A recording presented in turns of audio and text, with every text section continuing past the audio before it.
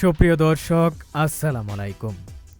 ঢাকায় সিনেমার কিং সাকিব খান মানেই নতুন কিছু, কিন্তু এবার যে খবরটি সামনে এসেছে তাতে শুধু ঢালিউড নয়, দর্শকেরও অবাক।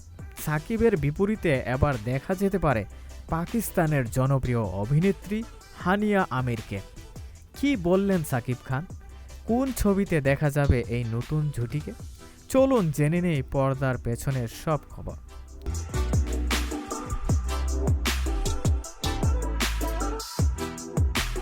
সাকিব খানের ব্যক্তিগত জীবন থেকে শুরু করে নতুন লুক, সব কিছু নিয়েই দর্শকদের আগ্রহ তুঙ্গে। সম্প্রতি নায়কের মোটা গফওয়ালা লুক যেমন চমকে দিয়েছে, তেমনি তার আগামী ছবি প্রিন্স নিয়েও আলোচনা থামছে না। কিন্তু এই সব কিছুর মধ্যে নতুন করে ঝড় তুলেছে এই গুঞ্জন, সাকিব খান নিজেই এক সাক্ষাৎকারে হানিয়া আমিরের সঙ্গে কাজের আভাস দিয়েছেন।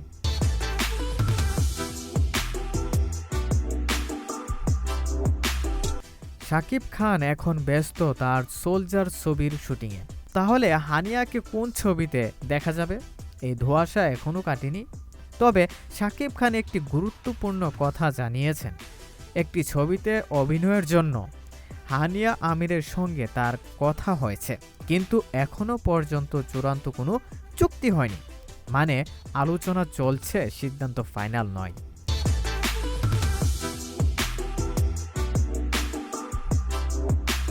তবে ভক্তরা তো আর চুপ করে থাকার পাত্র নয়। অনুরাগীদের একটা বড় অংশ ধরে নিয়েছে আগামী ছবি প্রিন্স হয়তো ঝুঁটি বাঁধছেন সাকিব ও হানিয়া, কারণ ডিসেম্বর থেকে এই ছবির শুটিং শুরু হচ্ছে।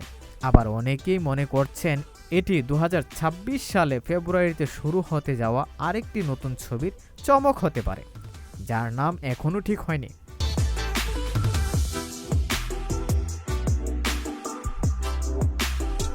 তবে এখনও পর্যন্ত পাকিস্তানের অভিনেত্রী হানিয়া আমিরের পক্ষ থেকে এই বিষয়ে কোনো আনুষ্ঠানিক ঘোষণা আসেনি, তাই আপাতত ভক্তদের অপেক্ষায় থাকতে হচ্ছে। কিন্তু সাকিব খানের ইঙ্গিতে প্রমাণ করে ঢালিউড ও পাকিস্তানের ইন্ডাস্ট্রির মাঝে খুব শীঘ্রই একটি বড় সেতু তৈরি হতে চলেছে।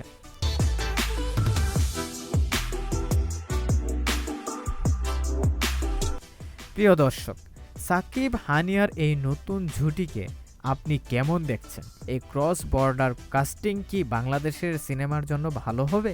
আপনার মূল্যবান মতামত এখনই নিচে কমেন্ট করে জানান, আর এই উত্তেজনাপূর্ণ খবরটি সবার সাথে শেয়ার করে দিন।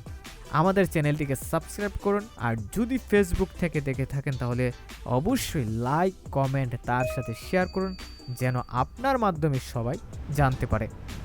এতক্ষণ আমাদের সাথে থাকার জন্য সবাইকে অসংখ্য অসংখ্য ধন্যবাদ।